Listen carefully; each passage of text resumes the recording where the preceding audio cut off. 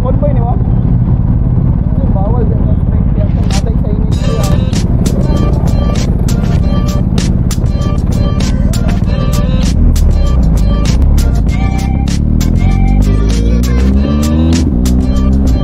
Oy.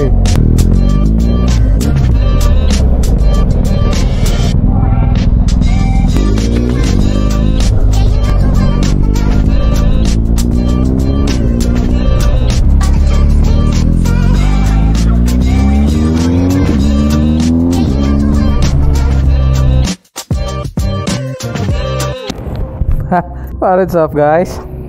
Tsada kayo din hotel oh. Good evening. So kasama ko si Borjeng Holanda. Right now time check is 10 PM.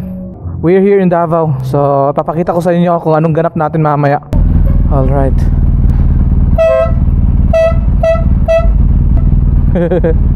Alright, the R1250 GS HP. HP to bro no? So kasama natin Brother Jake Gomez. Aha, sakit sa alipalagan ay nadirito gatugan. Repen barrio dus, always nakapus, sa gidli nakapus, tira. Rider po ito ng Ducati para practice ulit. Kasama nila sila Sir Toti at yung mga anak niya. Grabe men, makakashish ka talaga. First time kong magmaneho ng GS.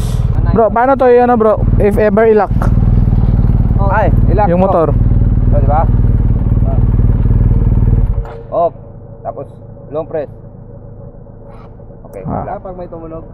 Pero kailangan yung susi nandyan. Okay. Tapos siya mag-lock. Tapos pag i-ulit, so ayan. Ano yan? Ayan, wala nang lock. okay. Ayos pa? Ayos men. Ayusin mo lang yung hangin kasi matagal din nagamit. Baka mali na yung hangin. Alright.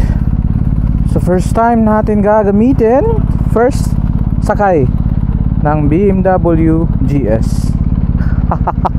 Parang kinakabahan ako kasi hindi ako nag-test drive nito. Ganito pala yung tunog ng GS no? Parang may lumalagitik. Teka, selfie muna tayo. Grabe.